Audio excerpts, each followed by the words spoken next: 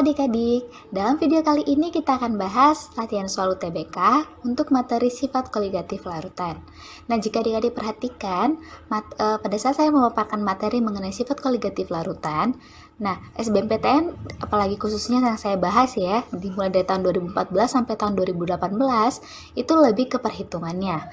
Nah, akan tetapi, pada UTBK 2019 itu lebih ke penerapannya. Jadi saya akan bahas soal yang mirip dengan UTBK 2019, yaitu penerapan sifat koligatif larutan. Itu soal yang pertama, titik didih normal air garam lebih tinggi dibandingkan dengan titik didih normal air murni. Hal ini disebabkan karena, nah adik-adik harus tahu dulu ya, kenapa sih air garam itu titik didihnya akan lebih tinggi dibandingkan titik didih air murni? Ya karena ada zat terlarut ya. Nah, karena zat larut ini dia akan menurunkan tekanan uapnya sehingga akan lebih susah menguap. Nah, jadi kalau misalkan pertanyaan seperti ini itu mengarah ke zat terlarut, banyaknya zat terlarut atau mengarah ke tekanan uap. Jadi jika adik-adik melihat pilihan dari pertanyaan ini, jawaban yang paling memungkinkan itu adalah C. Karena hanya C lah yang membahas mengenai tekanan uap. Nah, coba kita lihat ya. Tekanan uap air garam lebih rendah daripada tekanan uap air murni. Ya, benar. Nah, tekanan uap inilah yang akan mengakibatkan ketiga sifat koligatif larutan yang berikutnya ya kan? Ya sudah saya bahas. Nah, pada diagram fase air juga sudah dibahas. Nah, jadi akibat tekanan uap ini titik didih larutan akan lebih tinggi dibandingkan pelarut, titik beku larutan akan lebih rendah dibandingkan titik didih pelarut. Nah, itu dia. Oke, jadi jawaban yang tepat adalah C. Soal yang berikutnya, lintah dapat dibunuh dengan menaburkan garam dapur pada tubuhnya. Penjelasan berikut yang menyebabkan fenomena tersebut adalah, nah adik-adik, apakah adik-adik pernah membunuh lintah dengan menaburkan garam dapur di sekitar tubuhnya? Kebetulan saya sudah pernah melakukannya, dan yang terjadi adalah lintah tersebut akan mati dengan dia mengeluarkan darah ya keluar gitu. Jadi dia akan mengeluarkan darahnya perlahan gitu. Nah, jadi kenapa hal tersebut bisa terjadi? Nah, ini berkaitan dengan tekanan osmosis ya. Oke. Nah, sebelum kita bahas tentang tekanan osmosis, kita harus paham dulu tentang osmosis.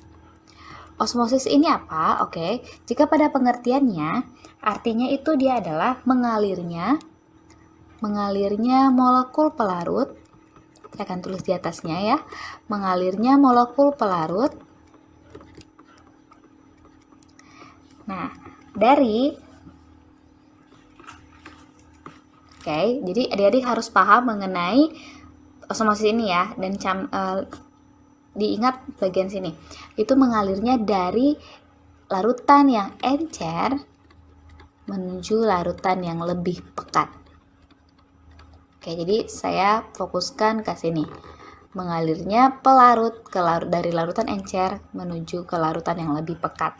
Jadi lintah ini dia itu kita anggap saja dia tekanan osmosisnya lebih encer ya. Maksud saya konsentrasinya lebih encer dibandingkan garam dapur. Jadi garam dapur ini dianggap lebih pekat. Sehingga ketika kita menaburkan garam dapur sekitar tubuh lintah, nah pelarut di dalam tubuh lintah dalam hal ini adalah darah, dia akan keluar ya, dia akan mengalir menuju ke garam dapur yang berada di sekitar tubuhnya. Sehingga yang terjadi adalah, nah karena sudah mengalir molekul pelarutnya terus-menerus ke daerah yang lebih pekat, akan mengakibatkan cairan tubuh lintah ini menjadi bersifat hipotonik. Hipotonik itu apa? Hipotonik adalah larutan yang tekanan osmotiknya lebih rendah dari tekanan osmotik larutan lain. Oke, jadi hipotonik itu pokoknya dia lebih rendah.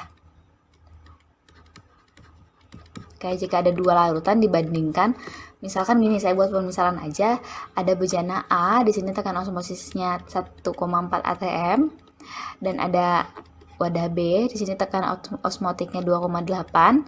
Oke, ini A dan B. Maka A terhadap B itu hipotonik. Oke, karena tekanan osmotiknya lebih rendah dibandingkan yang B. B terhadap A itu hipertonik. Jadi kalau hipertonik itu lebih besar ya, saya tuliskan. Nah, akan tetapi misalkan ada lagi larutan pada bejana C, di sini tekanan osmotik 1,4. Nah, A terhadap C itu isotonik, artinya tekanan osmotiknya sama. Nah, jadi saya kembalikan lagi ke soal. Ketika Pelarut dalam tubuh lintah itu mengalir terus-menerus menuju garam dapur ke bagian luarnya, maka akan mengakibatkan cairan tubuh lintah menjadi hipotonik ya. Karena pelarutnya terus-menerus keluar. Nah, sehingga akan mengakibatkan nanti lintah akan mati kekeringan karena pelarut di dalam tubuhnya itu terus-menerus keluar. Jadi jawaban yang tepat adalah B.